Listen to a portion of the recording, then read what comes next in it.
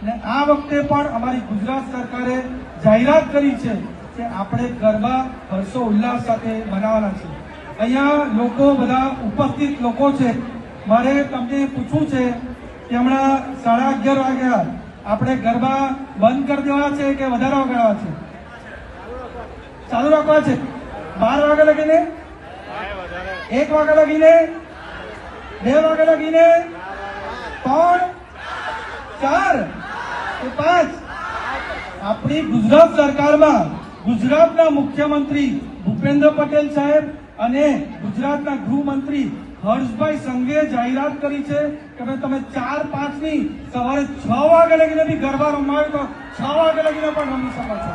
અમારી ગુજરાત સરકારે પૂરેપૂરી છૂટ આપી છે।